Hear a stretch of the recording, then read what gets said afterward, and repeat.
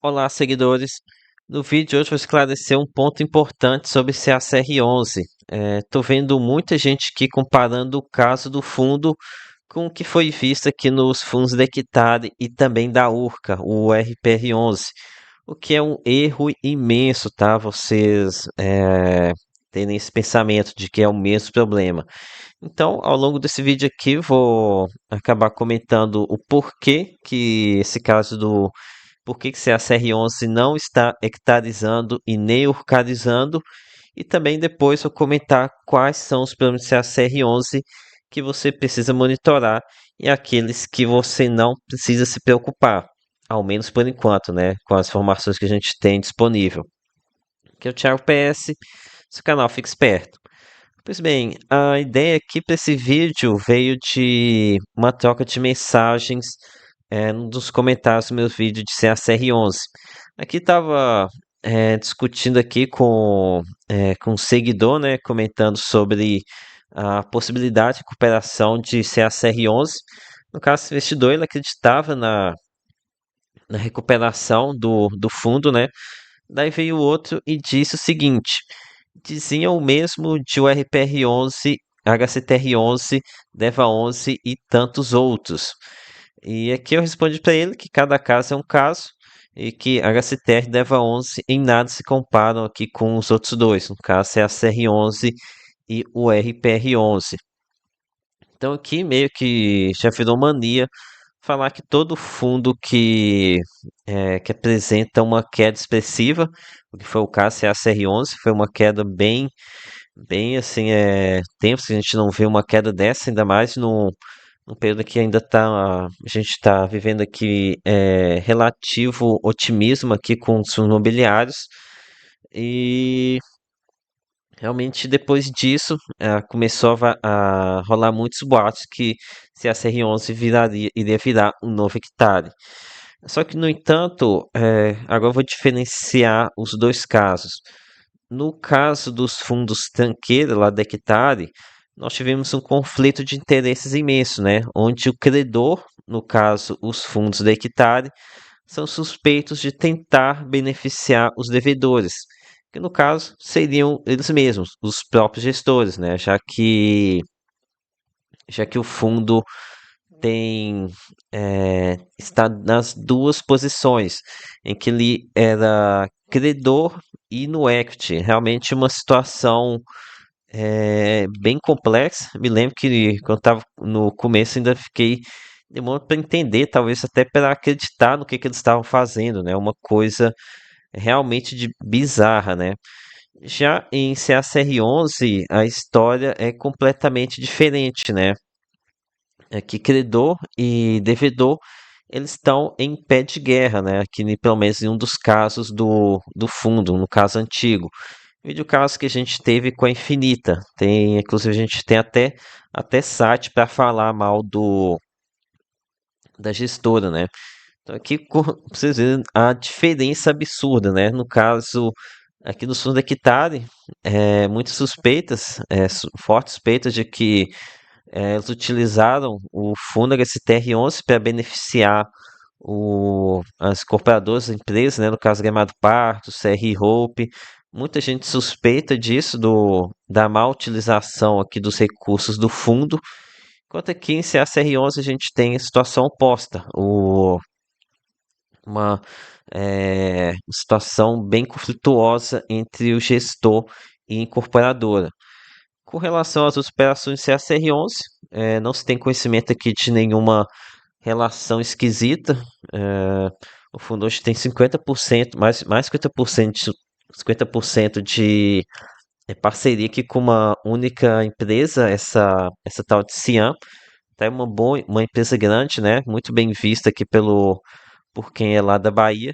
Mas antes disso tinha uma outra empresa aí, que parece que não tinha. Eles não declararam isso, né? Mas suspeito que não tinham condições de tocar os projetos, os três projetos grandes que o fundo tinha. Então aqui não tem nada que, por enquanto, indique uma situação dessa de conflito de interesse em CACR11. Agora aqui vou tratar sobre a possibilidade de CACR11 urcarizar, ou seja, entrar aqui numa situação similar à que hoje é enfrentada pelo Urcão, antigo Urcão, né? Hoje em dia conhecido por Urquinha ou o RPR-11.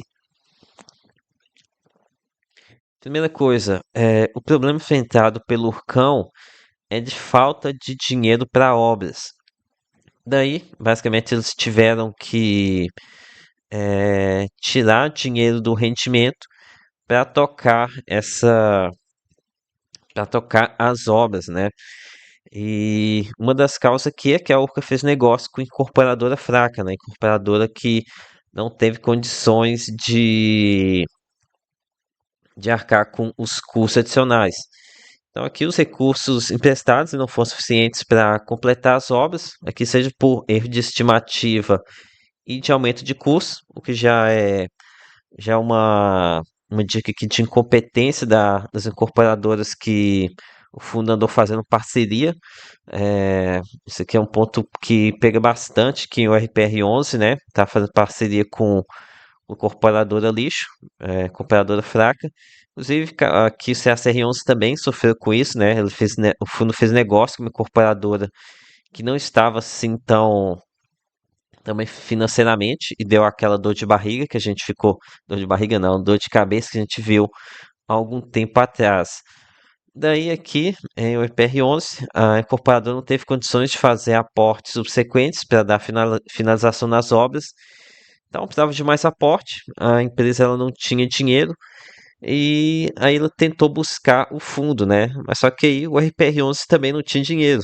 Então aqui foi a situação em que o incorporador, que é o dono do Act, e o RPR11, que é do credor, nenhum dos dois tinha dinheiro. Isso aqui acabou atrasando as obras, empacando as obras por vários e vários meses. Já em CACR11, por enquanto, nós não temos notícias de falta de dinheiro para obras, tá? Assim, antes de continuar aqui, só um detalhe sobre essa questão de incorporadora. É por isso que um dos pontos que tenho elogiado tanto o CYCR11, o Fundo de Crédito da Cirela, é que aqui a gente está mexendo com pessoas da Cirela, né? Que são profissionais que têm essa veia aqui imobiliária mesmo, eles têm conhecimento. Eles devem saber aqui com quais empresas eles devem lidar, quais corporadores são confiáveis, devem ter um time com histórico para estimar essa questão de quantidade e necessidade de recursos para obras. Então, esse aqui é um dos pontos que está fazendo ter bastante confiança com o CYCR11. A gente está lidando aqui com profissionais que entendem da área, né? Sabem com quem trabalhar. Ok, voltando aqui a CACR11. Então, por enquanto, a gente não tem indícios de falta de dinheiro para obras e nem também sequer indícios de que isso vai acontecer. Mas essa daqui sim é uma possibilidade, tá? Não podemos descartar que se a CR11 em algum momento venha a urcarizar. Novamente, não temos nenhuma evidência aqui no curto prazo de que isso venha a acontecer. E por exemplo, o fundo ele emprestou muito dinheiro aqui para o CRI Savoy e o CRI Santo André. Eles aqui em Santo André eles já emprestaram aqui. Opa, tô com o relatório antigo aqui do fundo. Deixa eu abrir o relatório novo aqui só um instante. Pegar aqui CRI Santo André. Então aqui eles emprestaram já quase 100 milhões de reais para o incorporador fazer. Entanto, isso aqui foi lá no final de 2023. De lá para cá, os de construção já aumentaram bastante. Pode ter também revisões aqui do valor, né? Do valor que precisa ser para fazer a construção dos empreendimentos. Então pode ser que esse aqui valor não seja suficiente, apesar de realmente ser um valor bem significativo. Mas é bom lembrar que agora a CR11 está fazendo negócio com uma incorporadora de grande porte, no caso a Cian Engenharia.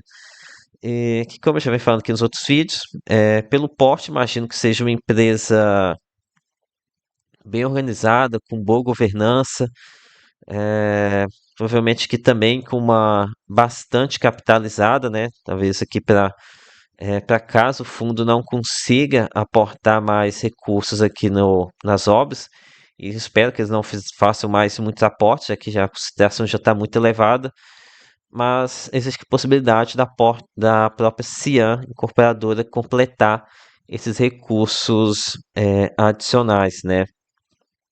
Então, que é positivo, né? A empresa ela trabalha no mercado de alta renda, então não, então tem margens maiores.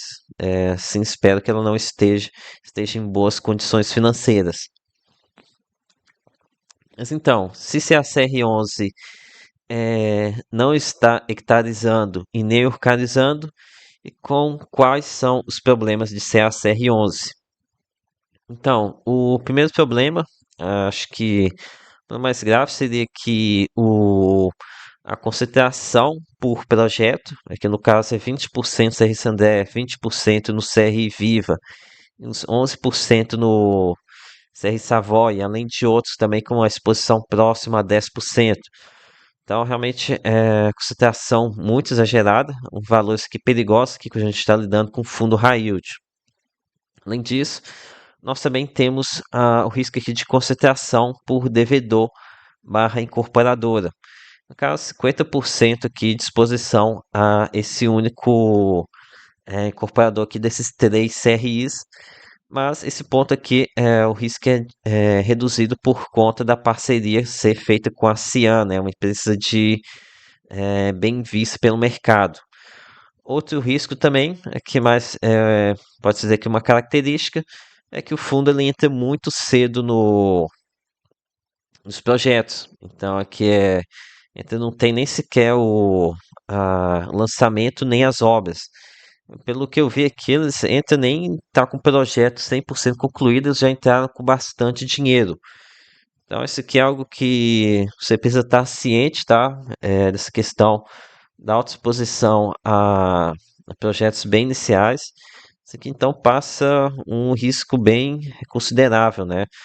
Inclusive um dos poucos que fazem isso. A maioria dos fundos que eu vejo, eles esperam ter algum andamento comercial para ver que é, tem demanda por aquele espaço. Então ali eles entram com mais recursos é, para completar as obras, né, para dar andamento. Já conversei aqui com os gestores da Cartese, eles comentaram que confiam aqui no, nas parcerias, as parcerias aqui com empresas de grande porte, que eles confiam, coisa e tal, mas essa é a visão do gestor. Eu prefiro que ah, tenha essa questão da diversificação, por mais que o gestor diga que ele confia nos corporados que está fazendo negócio. Outro problema com o CACR11, a falta de problema de transparência, falta de transparência dos problemas. A gente teve aqui aquele caso com a Infinita, né? Ninguém ficou sabendo de nada. Tem também essa questão aqui com o controlador antigo desses três projetos, é a CR11, que estava, não vou dizer problemas, mas estava enfrentando desafios. Enquanto isso, nós não estávamos sabendo de nada, né? Outro problema é a CR11 sumiço no momento de crise. Esse aqui é bem fácil, ficou bem notório, né? A cotação aqui estava derretendo e o gestor se limitou a fazer uma notinha, um comunicado a mercado completamente suficiente e basicamente dizia o seguinte: o fundo não tem problemas, confia em mim. Isso aqui não serve para nada, né? Tinha que ver aqui, seja com uma live emergencial no canal deles ou com um influenciador grande para dar esses detalhes que eles deram finalmente aqui no relatório gerencial, né? Talvez não com tantos detalhes, mas falar aqui alguns pontos importantes. Outro problema, aqui teve aqueles portes esquisitos lá em alguns CRIs que estavam parados. Algo realmente bem esquisito que não foi muito bem explicado pelo gestor. Então, como vocês podem ver, são vários problemas também. mas são completamente diferentes do que aconteceram nos fundos enrolados em URPR11. Será que a falta de transparência no momento de dificuldade também foi característica lá do segundo hectare? No Urcão até que não, até que o gestor sempre deu as caras, né? Então aqui, considerações finais, se compensa esses riscos aqui que eu comentei com vocês, aí cabe a cada investidor avaliar, né? Avaliar que o yield que a pessoa você está recebendo com esses riscos que eu acabei de comentar. Novamente, lembro vocês que sou o único a comentar aqui sobre CACR11. Ninguém mais quer se comprometer a reputação aqui comentando sobre um caso que está dando dor de cabeça. Então, dê o like, se inscreve aqui no canal para ter esse acompanhamento sobre o fundo, tá? Então é isso. Lembre que nada aqui é recomendação de compra de venda e até a próxima.